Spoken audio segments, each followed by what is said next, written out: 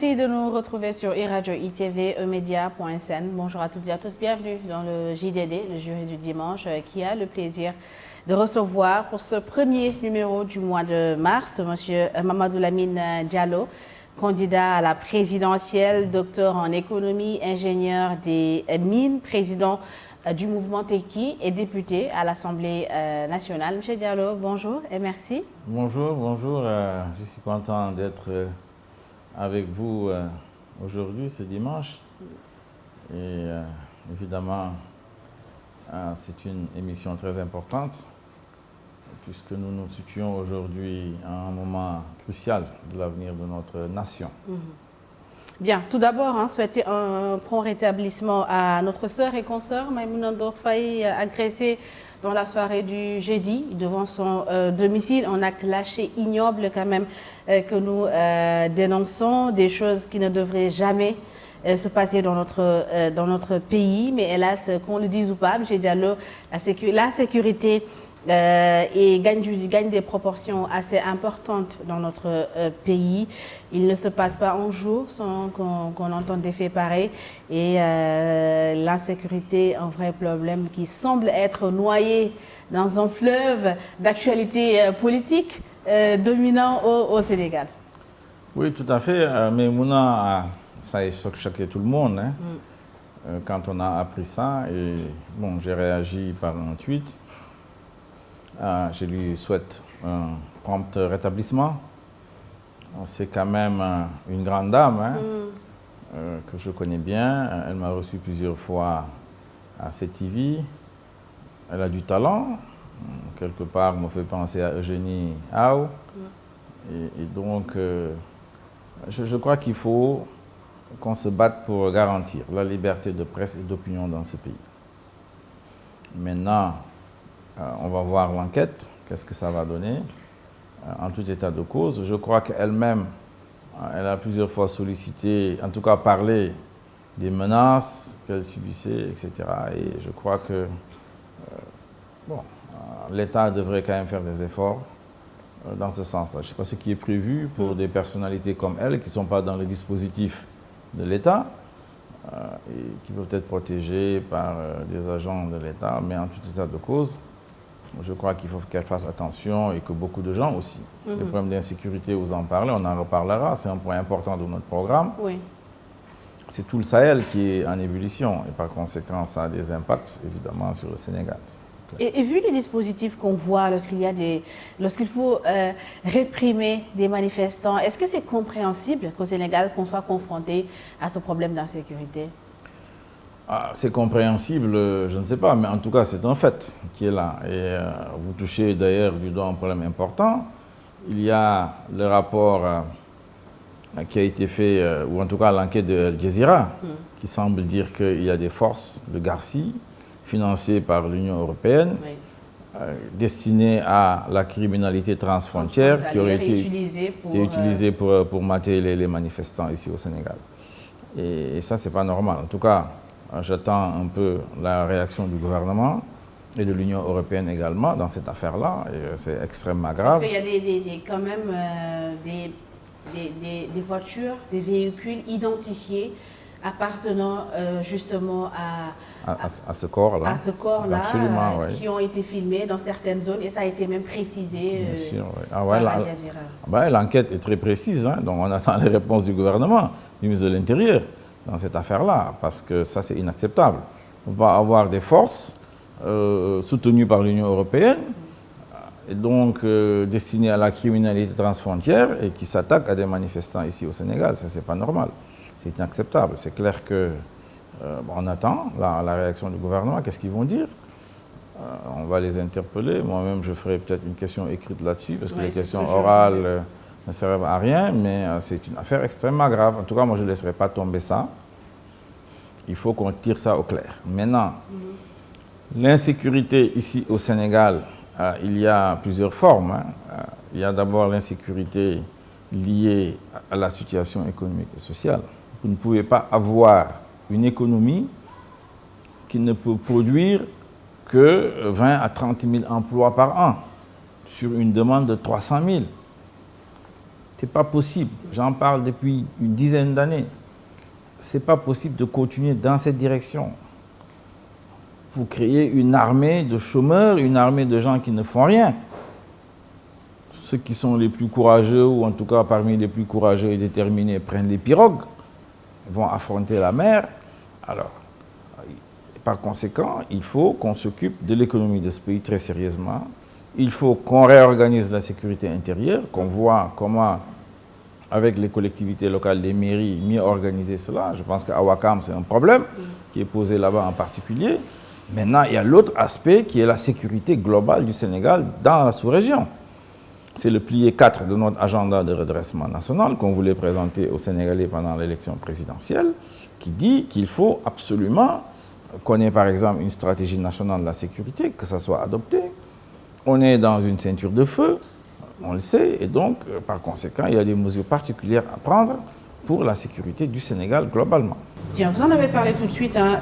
Mercredi, justement, il y a le chavirement d'une pirogue qui transportait des migrants a fait 26 décès quand même. Le phénomène de la migration irrégulière est encore là. Quelle analyse justement faites-vous de cette situation? Oui, enfin 26 décès, beaucoup de disparus. C'est une catastrophe, hein. Ça fait quand même quelques mois. À chaque fois, évidemment, c'est toujours douloureux pour les familles. On leur présente nos condoléances au peuple sénégalais. Mais c'est l'échec de la politique d'emploi de Macky Sall. Je le redis, depuis 2012, la direction que vous avez prise ne permettra pas d'avoir des emplois dans ce pays. Vous savez, il faut qu'on sorte de la paresse. Il faut ramener des usines dans ce pays pour que les gens travaillent. L'industrialisation? Il n'y a pas de secret. Ça demande plus de tension, plus de détermination, plus de rigueur. C'est ça qu'ils ne veulent pas. C'est ça qu'ils ne veulent pas. Aller emprunter de l'argent aujourd'hui, par exemple, on est à plus de 70% du taux d'endettement. Mais c'est facile. C'est facile. Le travail qu'ils font au ministère des Finances avec les Amadouba et les autres, là, aller emprunter à la Banque mondiale, au Fonds monétaire international, c'est pas compliqué. Faire des projets d'infrastructure comme ils le font, c'est pas compliqué. Mais ramener des usines, c'est de cela dont on a besoin pour avoir des emplois. On a fait la démonstration sur 12 ans que cette direction prise par Macky Sall avec ses différents PSE aboutit au résultat que tout le monde connaît. Tous les jeunes sont pratiquement au chômage. Le reste est absorbé par les secteurs informels de l'économie. Et vous voulez continuer dans cette direction? On va au mur. Ce n'est pas possible, ça ne marchera pas. Ça ne marchera pas. Il faut être courageux et faire des usines. Je ne comprends pas, par exemple, quelque chose de simple. Les huileries, pourquoi on veut les fermer? Pourquoi, diantre, veut-on fermer les huileries au Sénégal alors qu'on sait faire? On va revenir au pacte colonial, on fait de l'arachide, on va en chinois. C'est ça le progrès, c'est ça le développement. Moi, je considère que ce n'est pas sérieux. Ce n'est pas sérieux.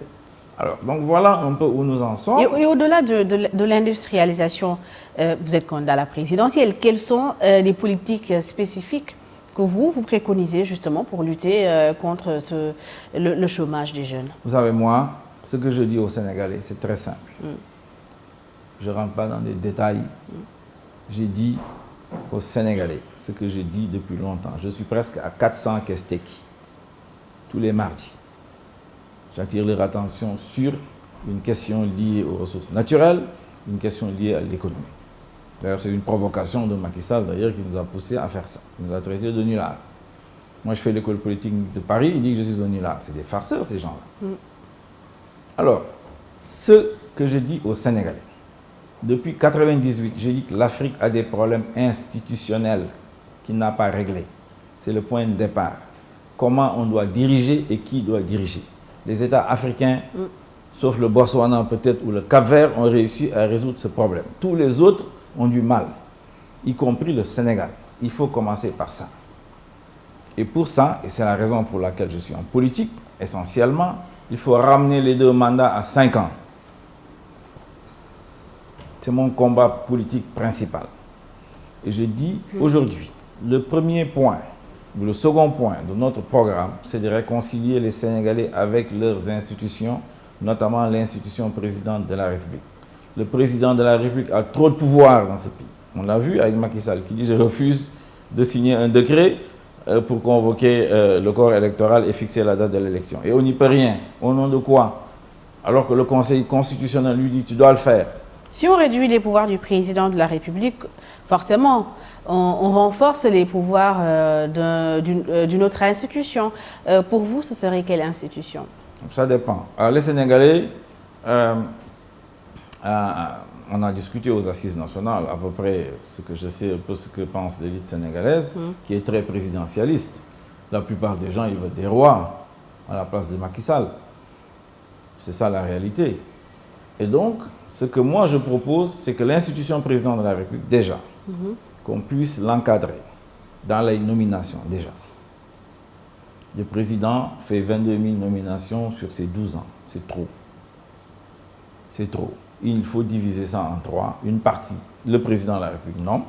Une partie, d'autres responsables vont nommer. Une partie, ce sera ouvert à un appel d'offres international avec la diaspora. Deuxièmement, tout ce qui touche les ressources naturelles, le foncier, tout ce qui touche les mines, le pétrole, le gaz, il faut l'encadrer. De telle sorte qu'on sorte de la situation actuelle où le président de la République décide de tout avec son Premier ministre et son administration. En tout cas, l'administration des mines. Il nous faut pouvoir encadrer ça de telle sorte que les populations locales, les collectivités locales, par exemple Saraya, qui est en dehors de tout, alors que c'est là où il y a l'or, que ces populations puissent donner leur avis. L'Assemblée nationale également, la commission mine-énergie, qui a été créée par Macky Sall, c'est une bonne chose, bien qu'elle puisse avoir un certain nombre, un rôle important dans la gouvernance démocratique des ressources naturelles. Et évidemment, le président de la République. Voilà, à mon avis, quelques réformes. Évidemment, les fonds politiques. Les fonds politiques, théoriquement, c'est 10 milliards, mais en pratique, c'est vers 40-50 milliards. C'est trop. Tout cela doit être réformé. C'est pourquoi je crois qu'avec ce que nous vivons, on doit aller vers une nouvelle République. Et je suis capable. Je dois même dire que je suis le seul capable de le faire au Sénégal. Et sur quel levier vous comptez vous appuyer pour y arriver? Levier, la confiance du peuple. Moi, je suis un homme constant, crédible, compétent. Alors, donc, je peux effectivement engager les réformes pour une troisième République, où on va diminuer les pouvoirs du président de la République, ou en réformer l'Assemblée nationale, qu'elle puisse devenir un lieu du débat politique. Il n'y a pas de débat politique au Sénégal. Réformer l'Assemblée nationale reviendrait peut-être à réformer le mode d'élection des députés? Absolument, il faut sortir du Raougadou. Le Raougadou, c'est totalement injuste. Vous gagnez d'une voix à Dakar, vous prenez les 7 députés. C'est juste, vous allez représenter Dakar avec ces 7 députés? Non, tout le monde sait que ce n'est pas juste. Il faut en sortir. Ça, c'est pour renforcer l'autocratie que ce système-là est mis en place. Mais aujourd'hui, tout le monde sait que c'est dépassé. Il faut avoir le courage de réformer ça. Moi, je veux le faire. Et je peux le faire. Parce que je suis libre. Personne ne me contrôle. Aucune puissance étrangère. Qatar, France... Est-ce que cela veut dire que les dirigeants actuels sont contrôlés par des puissances étrangères? Il y en a beaucoup, hein, c'est clair. Hein. C'est pourquoi on n'avance pas en Afrique. C'est évident. Vous avez un président qui est là, qui a tous les pouvoirs. À partir de ce moment-là, si vous le tenez, c'est fini. C'est comme ça que ça marche. C'est pourquoi il faut en sortir. Il faut en sortir. Et moi, je vous propose d'en sortir en réformant l'institution président de la République, en réformant l'Assemblée nationale, en réformant les collectivités territoriales, en mettant en place des pôles régionaux de développement. On ne peut pas être à 80% de l'économie sur Dakar. Si on continue comme ça, vous allez avoir 15 millions dans la région de Dakar, 15 millions d'habitants. Comment on va faire? Il faut anticiper tout ça, avoir d'autres pôles régionaux. Par exemple, Tambacounda. Tambacounda qui a le marché de la Guinée, qui a le marché du Mali. Il y a le fer, nous avons du gaz. Donc c'est l'occasion aujourd'hui de faire la sidérurgie. Voilà des choses qu'on doit faire sérieusement. Ça demande du travail, ça demande de la discipline, ça demande de la rigueur. Ces gens, ils en sont incapables. Pour un ingénieur en plus, qui devait être le représentant de la discipline et de la rigueur, c'est décevant. Bien, alors, dans l'actualité politique, le dialogue national initié par le président de la République a été clôturé en début de semaine. Les membres de la commission qui statuaient sur la date de l'élection présidentielle, dont vous êtes candidat justement, sont tombés d'accord sur le mois de juin, le 2 plus précisément. Et en ce qui concerne la requête des candidats recalés et ceux dits spoliés. La commission chargée de réfléchir sur la date n'est pas contre la reprise partielle du processus. Une autre commission, conduite par le ministre des Affaires étrangères, Ismaïla Madior Fall, s'est penchée sur l'après-2 avril. Ses membres ont tranché pour que le chef de l'État reste au pouvoir jusqu'à installation de son successeur. Alors, comment est-ce que vous analysez tous ces faits? Déjà sur la date, le 2 juin, retenue, alors que vous proposiez, je pense, le 24 mars, c'est ça? Oui, bon, vous me faites parler du dialogue national. Vous savez, moi, je ne connais pas le dialogue national. Je ne sais pas ce que ça veut dire. Moi, je ne peux pas dialoguer avec Coumba Gawlo. Sa beauté légendaire, sa voix va nous amener dans le chant des sirènes. C'est discriminant ce que vous dites, monsieur. Non. Pourquoi vous ne pouvez pas dialoguer avec Coumba Gawlo? Mais je vous ai expliqué pourquoi. Écoute, moi, je connais la concertation. Si le président de la République m'appelle à une concertation, j'irai. La concertation, c'est sérieux, c'est rigoureux. On parle de choses bien précises avec les gens qui en savent quelque chose. Mais les contours, les TDR avaient été bien définis pour ce dialogue. Il s'agissait de déterminer la date de la présidentielle et l'après-2 avril. Ces personnalités qui viennent de mondes différents, on n'est pas en train de parler de culture, on n'est pas en train de parler de religion. Moi, je considère que je suis sérieux. Je considère que je suis un homme d'État. Si je dois parler de culture, eh bien, je vais parler de culture avec Boris Diop, peut-être. Mais là, on parle de politique. On parle d'élection. On parle de la présidentielle. Ça regarde qui? Mais les candidats retenus par le Conseil constitutionnel. Oui, peut-être. Donc vous n'y êtes pas allé parce que juste le cadre n'était pas adéquat. Je trouve que c'est pas sérieux. Le format aussi? C'est pas sérieux. Je vous ai dit là, je suis pas sérieux. Moi, j'ai jamais accepté les dialogues de Macky Sall. Jamais, je le lui ai dit. Moi, je me considère comme un homme sérieux. Je ne suis pas en train de faire du tapalé pour parler Wolof. Je ne pars pas là-bas. S'il m'appelle à une concertation sur une affaire pour laquelle je suis qualifié, la date de l'élection, oui, j'irai. Je discuterai avec lui. Je lui dirai voilà ce que je pense, monsieur le président. Il peut ne pas être d'accord, il peut être d'accord, mais voilà. Est-ce qu'on peut arriver à un consensus? Je ne sais pas. Parce que le consensus, pour y arriver, il faut que chacun ait envie d'y arriver et que chacun puisse présenter ses arguments de manière cohérente. Donc, moi, ce que je connais, c'est la concertation ou la consultation. La consultation, on consulte tout le monde. Une partie de la population, un référendum, etc. C'est ça. Ce sont les deux formes qui sont, en tout cas, à mon avis, compréhensibles. Le dialogue, là, une espèce de khawaré, ça, c'est pas... Pour moi, ça ne fait pas avancer les peuples, ça ne fait pas avancer les États. Dans cette affaire, oui. Le Conseil constitutionnel a dit, le 15 février, a pris un arrêt, ou en tout cas a pris des décisions, pour dire, premièrement, quelque chose d'extrêmement important, que le mandat du président de la République se termine le 2 avril. Et que la proposition de loi votée à l'Assemblée nationale, qui veut modifier l'article 31, est anticonstitutionnelle. Ça, c'est extrêmement important pour le Sénégal, pour l'avenir du Sénégal, pour l'avenir de l'Afrique de l'Ouest.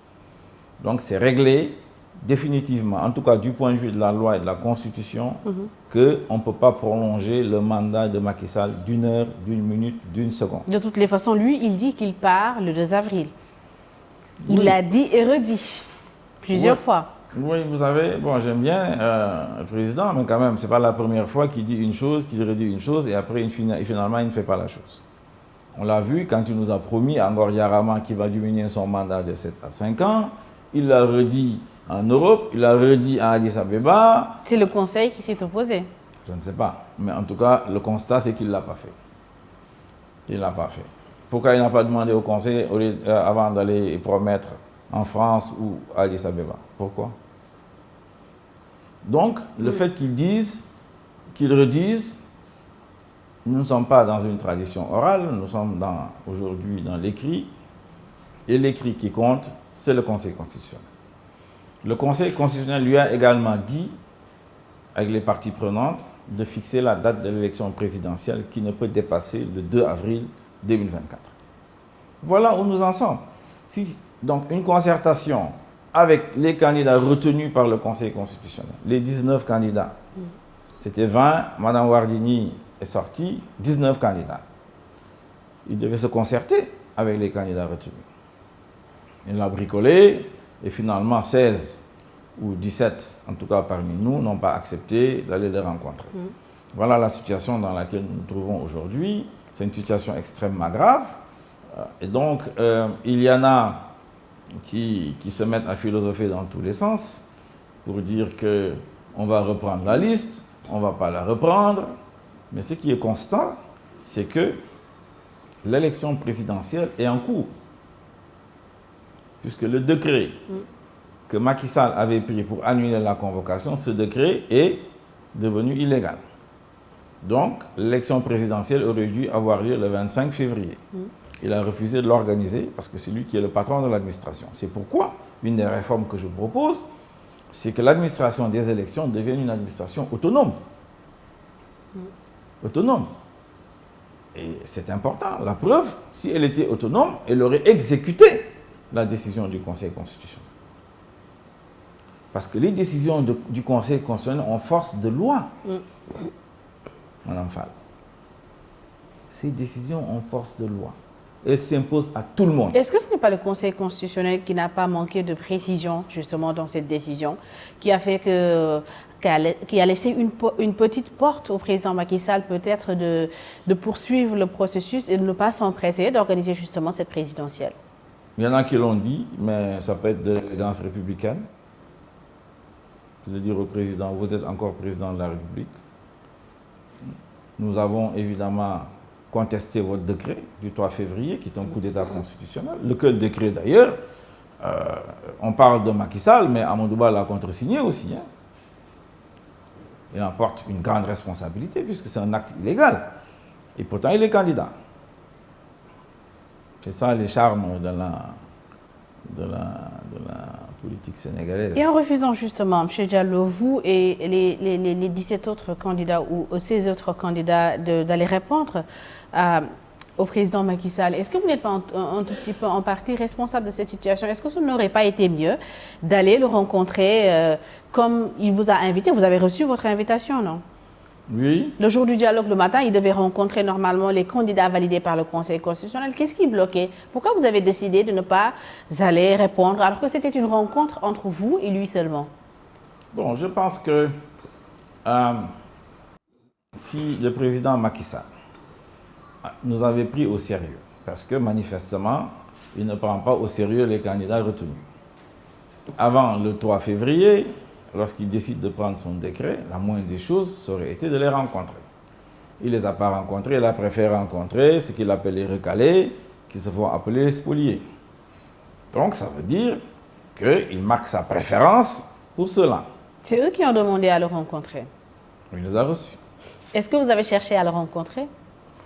Non, moi je n'ai pas demandé à le rencontrer parce que j'estime que je suis un candidat retenu. Si lui, il a des problèmes pour organiser l'élection présidentielle, c'est à lui de demander à nous rencontrer. Il a demandé à me rencontrer personnellement. D'ailleurs, le 14 février, j'y suis allé. Je ne suis pas contre de rencontrer le président de la République. Mais quelle est la logique, M. Diallo, derrière aller rencontrer le président de la République? Il m'a demandé d'aller le voir.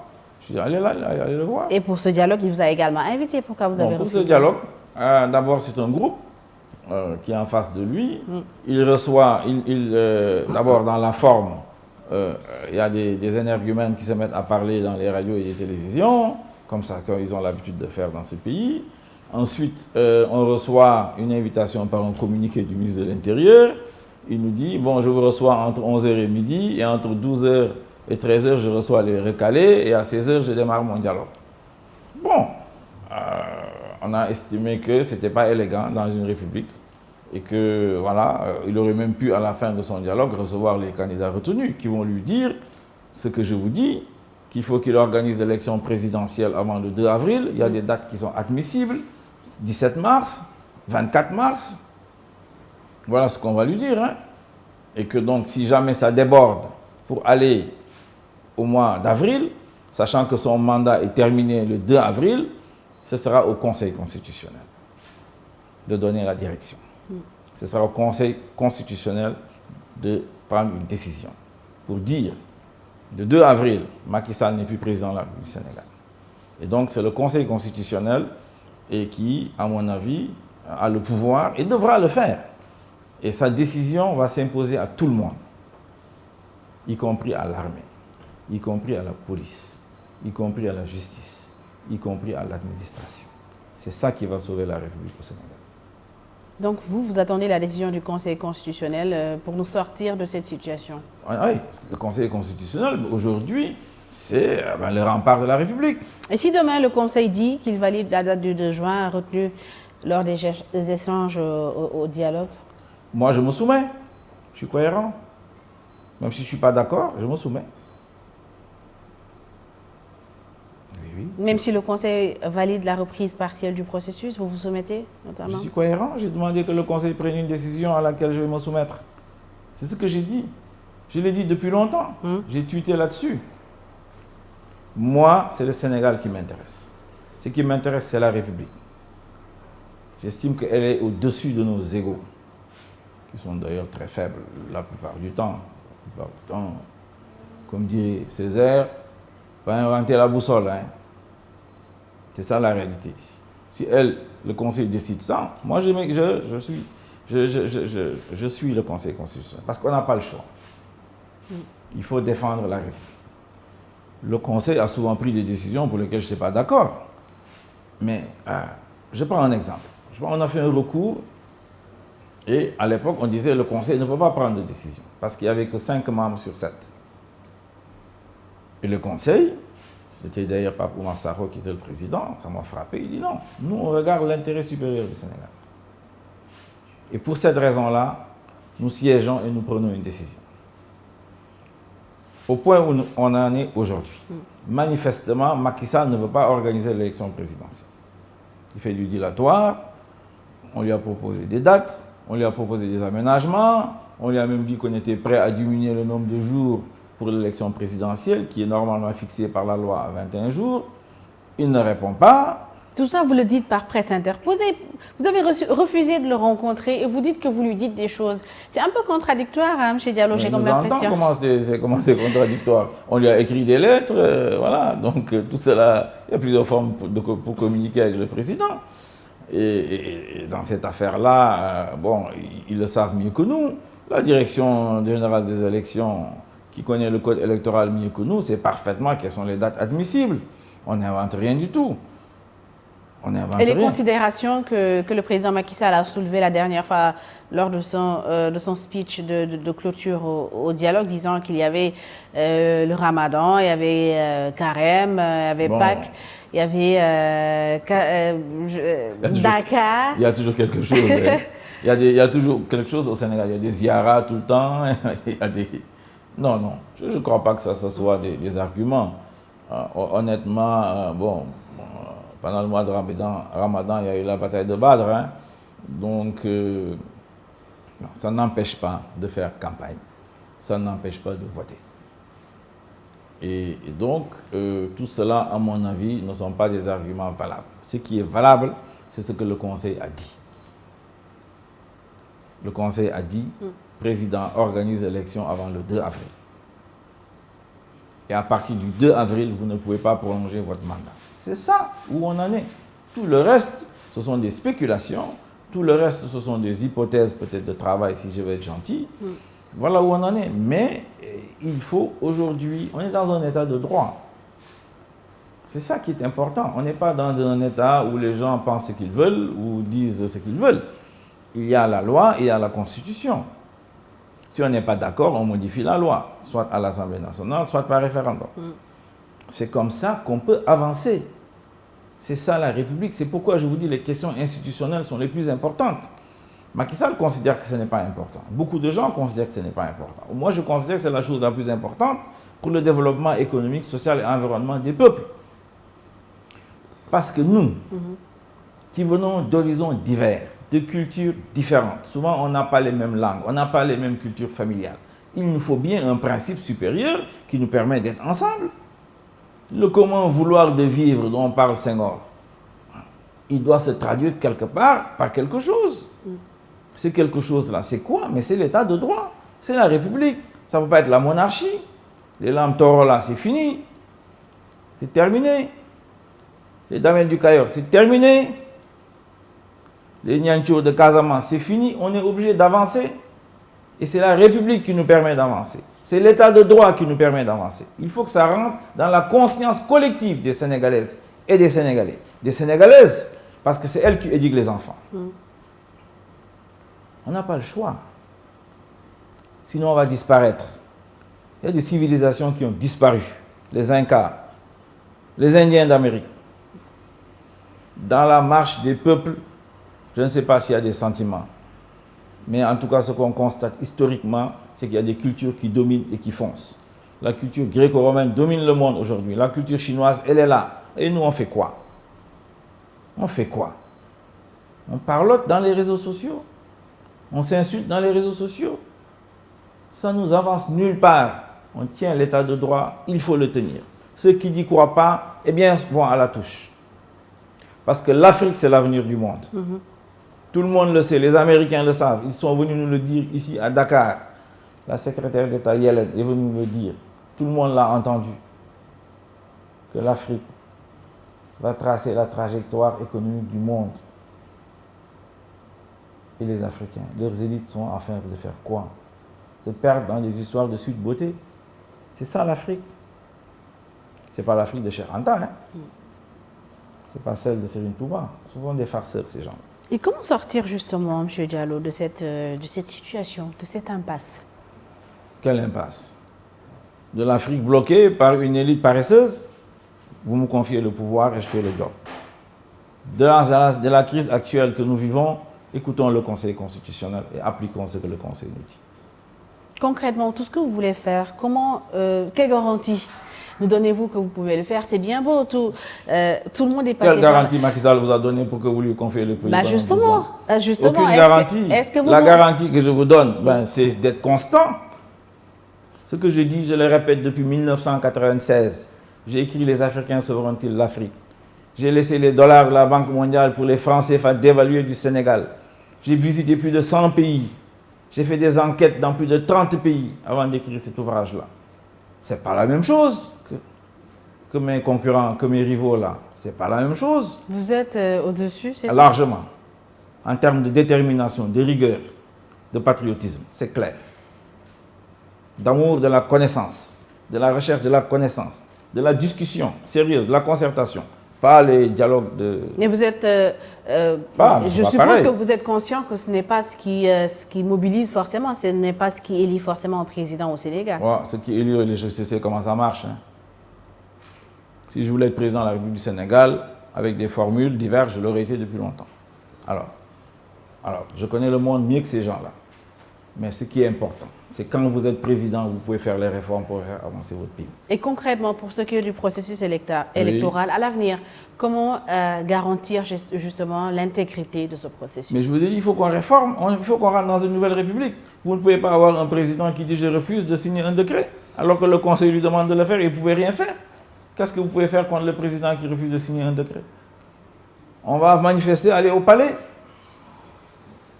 Ils vont tirer sur les jeunes et c'est la révolution, il n'y aura pas d'élection. Ben oui, voilà dans quoi on nous met. Parce que les gens n'acceptent pas l'état de droit. Accepter l'état de droit, ce n'est pas facile. Parce qu'il peut y avoir des décisions qui ne vous arrangent pas. Il peut y avoir des décisions que vous n'aimez pas. Mais parce que vous croyez au principe supérieur de l'état de droit, vous pliez à ça. C'est ça qu'il nous faut au Sénégal pour montrer la direction. On va montrer la direction à la Guinée, qui patauge. Je salue au passage Amadou Bouriba. C'est un de mes amis du lycée. On était à Vanvo ensemble. Puis au lycée Louis-le-Grand. Je le connais très bien. Le nouveau Premier ministre? Le nouveau Premier ministre. C'est un de mes amis. On discute de temps en temps. On n'est pas souvent d'accord, mais enfin, de temps en temps, on discute. Il faut l'aider à faire sortir la Guinée du trou antidémocratique dans lequel... elle s'est enfoncée. J'espère qu'il va réussir. Il faut qu'il réussisse. Parce que c'est là. Ces missions aux côtés d'un putschiste? Oui, mais qu'est-ce que tu veux? Ce sont quand même des missions. Hein? Il a une mission à accomplir aux côtés d'un putschiste militaire. Je l'ai encouragé, moi. Vous savez, quand Doumbouya a fait son putsch, je fais partie des premiers au monde à soutenir Doumbouya. Pourquoi? Parce qu'il avait mis en prison Alpha Condé. Alpha Condé, vous savez, hein, pour nous autres, là, Alpha Condé, il avait écrit la Guinée, l'Albanie de l'Afrique. C'était le président de la FAIANF. Bon, les gens l'adoraient en disant que ces gens-là vont faire avancer l'Afrique. Mais cela ne justifie pas un peu de... Quand il a été président, qu'est-ce qu'il a fait? Il s'est imposé pour un 3e mandat. Il a pris nos jeunes qui sont de Teki, du FNDC, les Foninké, il les a mis en prison. Il a fait pire. Il est allé fermer la frontière entre le Sénégal et la Guinée. Mais tout cela ne justifie pas le putsch. Je n'ai pas justifié parce que je ne savais pas que le putsch existait. Mais quand le putsch s'est fait un dimanche matin, j'ai appelé Amadou Riba, je lui ai dit qu'est-ce qui se passe. Il m'a dit en tout cas je crois que c'est un putsch. Ce qu'on a montré c'est ça. J'ai dit écoute, moi je vais soutenir Doumbouya, je pense qu'il faut le faire. Et on va lui demander 2 choses. D'ouvrir la frontière entre le Sénégal et la Guinée, de libérer les jeunes du FNDC. Ce qu'il a fait. Voilà. Maintenant, est-ce qu'on peut travailler avec lui pour qu'il ramène la démocratie, pour qu'il ramène l'état de droit en Guinée? C'est un pari. Alors, accepter de travailler avec un putschiste chez nos voisins et dénoncer un putschiste constitutionnel, pour reprendre les mots c'est ça la politique de l'opposition, la logique derrière, est-ce que c'est logique? C'est parfaitement logique. Vous refusez d'aller dialoguer avec ce que vous appelez un putschiste constitutionnel, non, mais vous encouragez quand même la collaboration avec un putschiste militaire? Non, attention. D'abord, je n'ai pas refusé de collaborer, de discuter avec le président Macky Sall. Il m'a appelé, je suis allé le voir.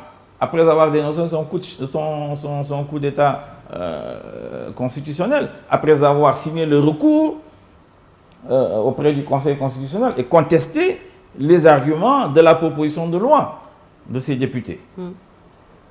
Mais écoute, dans la guerre, on discute. Le Hamas, là, il discute avec Israël. Hein. Ça fait partie de la politique, ça fait partie un peu de l'histoire. Ce qui se passe en Guinée est particulier. C'est Alpha Condé qui nous a mis dans cette situation, qui est d'ailleurs l'ami de tous ces gens-là qui dirigent le Sénégal. Hein. Alpha Condé, il a soutenu combien de gens ici qui l'ont soutenu également? Mais il est allé avec son histoire de 3e mandat. Déjà, lui, son élection a été contestée. Quand il a fait un 2e tour, là, au bout de 5 mois, on l'a aidé à devenir président. C'est la francophonie qui a organisé ça. Tout le monde le sait. C'est lui qui devait gagner. C'est Cellou Dalein.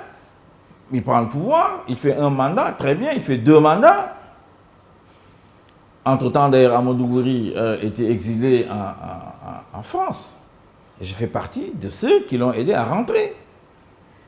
J'ai demandé à Babacar Touré, feu Babacar Touré, à Albert Bourgi, de négocier ça avec Alpha Condé, puisque ce sont des amis d'Alpha Condé. Donc, c'est dans ce cadre-là qu'il est rentré. Maintenant, moi, il ne m'a pas demandé la permission pour être Premier ministre de Doumbouya. Hein. Je l'ai appris comme tout le monde.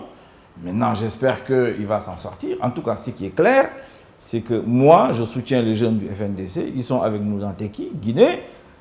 C'est eux, on les a mis en prison, on les a laissés parce qu'ils ont demandé la déclaration de patrimoine des membres du CNRD et puis on les a mis en prison pour ça.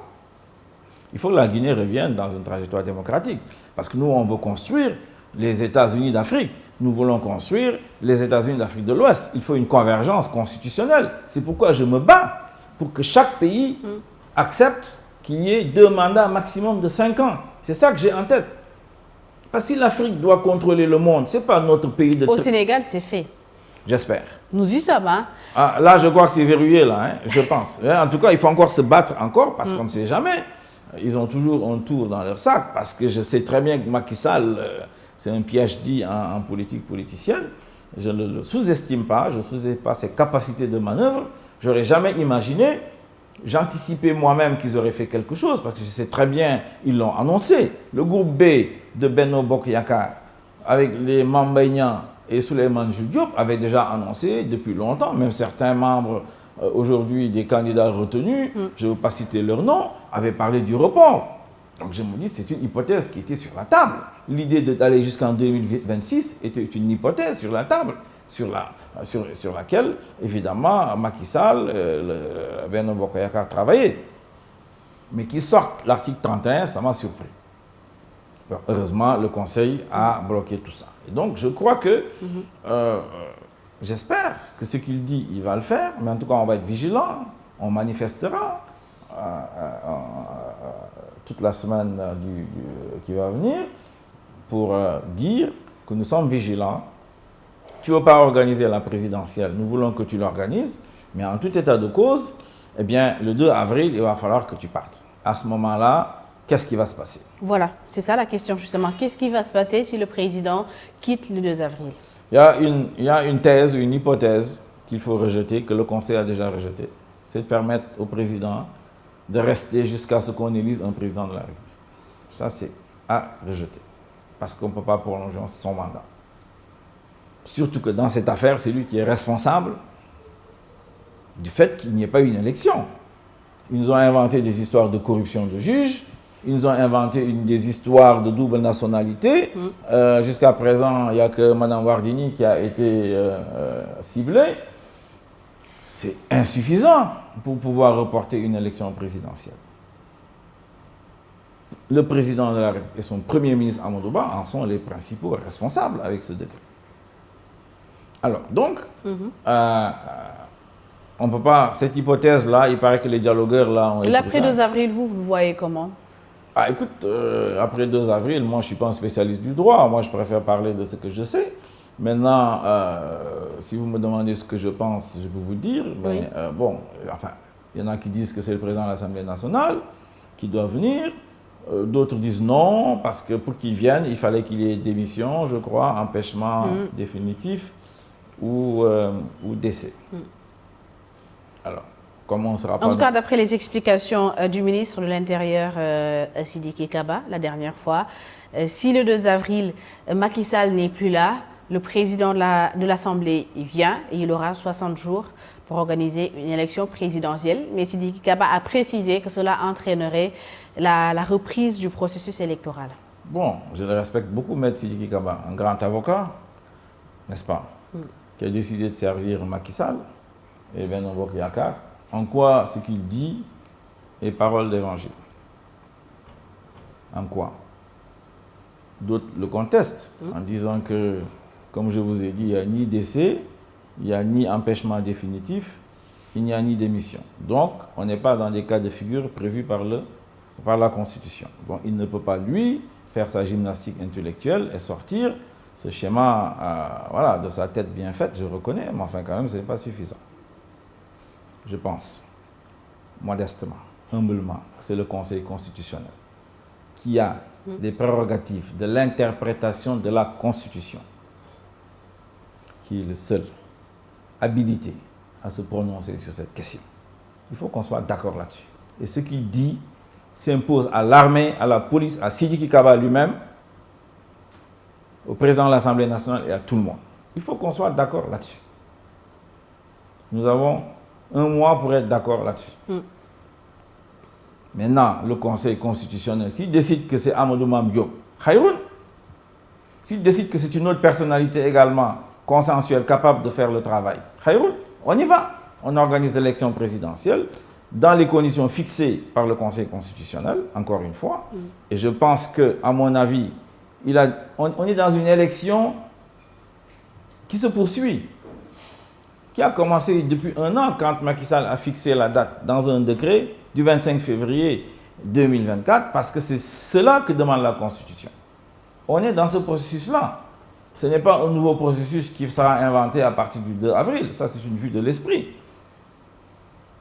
On devait voter le 25 février. Ils l'ont torpillé avec des arguments bidons. Enfin, ils l'ont torpillé quand même, puisqu'on n'a pas voté. L'administration n'a pas pu amener les urnes, les isoloirs, etc. On est là-dedans, on court derrière une date. Certains avaient dit le 3 mars. Je crois que le 3 mars, c'est dimanche. Ce jour-là, on est en train de parler tous les deux. On n'est pas en train de voter. Donc, c'est torpillé. Il restera le dimanche 10 mars. Bon, ça fait 1 semaine de campagne pour la présidentielle. Ça me paraît compliqué. C'est pourquoi nous avons proposé le 24 mars. Pour faire la campagne électorale et... Oui, on aura 21 jours. À peu près. Mais cela ne règle toujours pas la question du 2 avril. Oui, le 2 avril, il sera réglé par le Conseil constitutionnel. Il faudra avant cette date que le Conseil puisse dire voilà ce qui va se passer, voilà la décision que je prends. Et tout le monde se plie, y compris le président Macky Sall, cette fois-ci. Il faut qu'il accepte. C'est ça qui va sauver la République. Il ne faut pas qu'on nous amène dans des zones de turbulence où nos adversaires tous ceux qui veulent contrôler le gaz sénégalais, directement ou indirectement, tous ceux qui veulent empêcher que l'Afrique soit l'Afrique soit à la tête du monde. Il ne faut pas leur donner l'occasion de s'exprimer. Il ne faut pas leur donner l'occasion de rentrer dans notre pays où évidemment il y a des points de fragilité, comme je vous ai dit. Nous avons une jeunesse extrêmement importante, souvent capable, courageuse, mais qui peut être entraînée dans des aventures anti-africaines. Mais ce qui fait peur, Mamadou Lamine Diallo, quand on écoute la classe politique sénégalaise, surtout les candidats à cette présidentielle, le mot gaz, le mot pétrole revient. Quel est l'enjeu aujourd'hui de l'exploitation de ces ressources naturelles sur cette présidentielle? On a l'impression que l'enjeu est autour du pétrole et du gaz. Enfin, pas uniquement, mais plus. Je ne sais pas plus, parce que je ne l'ai pas mesuré pour savoir que c'est plus important que les autres. C'est ce qu'il faut voir, c'est que beaucoup de gens font la politique pour de la prédation. Ils veulent faire la politique, prendre des positions dans l'appareil d'État ou des stations, comme aimait dire un de mes concurrents, pour pouvoir accéder à ces ressources foncières, financières. Et donc, le pétrole et le gaz, c'est au moins, même s'ils ont mal négocié les contrats, peut-être 600 à 700 milliards qui vont arriver normalement en plein régime dans les recettes fiscales du Sénégal. Donc, c'est beaucoup d'argent relativement. Mais également, tu as toute une économie autour de ça, de l'exploitation, etc. Donc, pour un pays qui a un budget de plus de 7 000 milliards, quand même, 600, 700 milliards, c'est beaucoup. 10%, c'est pas mauvais quand même.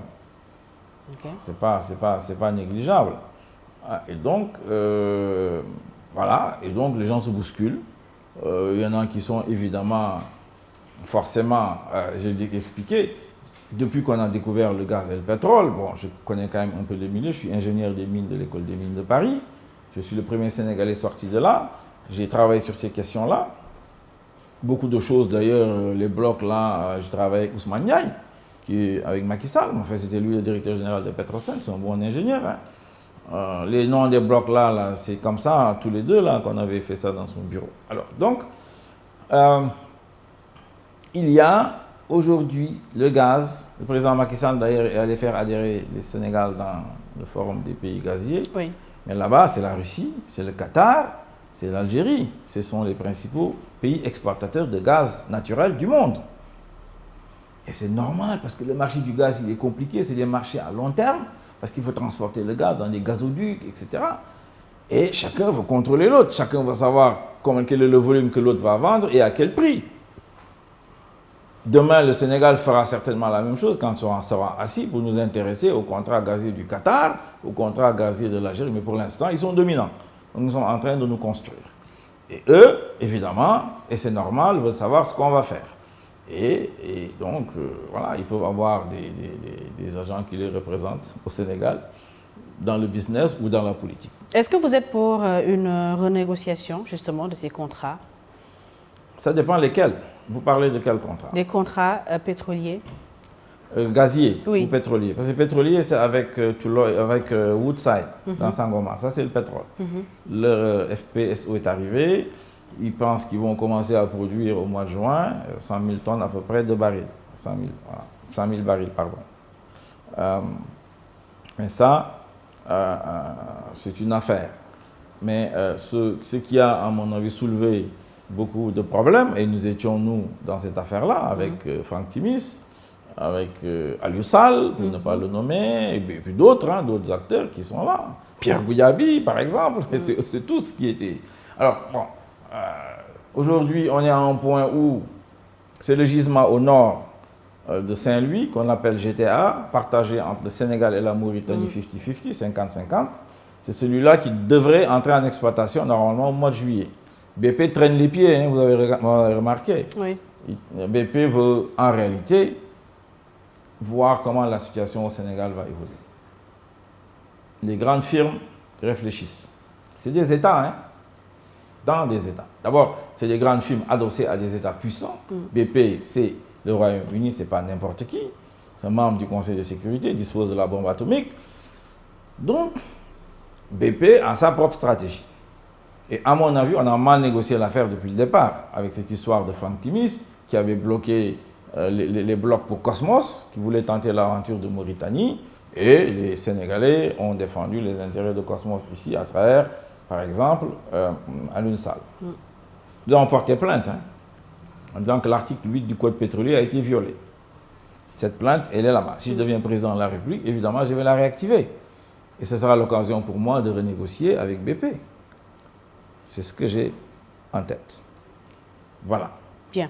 Alors, le jury du dimanche sur iRadio, ITV, emedia.sn, nous recevons Mamadou Lamine Diallo Teki. On vous appelle Mamadou Lamine Diallo Teki. Mercredi dernier, voilà, le Conseil des ministres a examiné et adopté le projet de loi portant amnistie, comme l'avait annoncé à plusieurs reprises le président de la République du Sénégal. Vous êtes député et 7e vice-président de l'Assemblée nationale. Voterez-vous pour ou contre ce projet de loi? On n'est pas dans une tradition orale. Hein.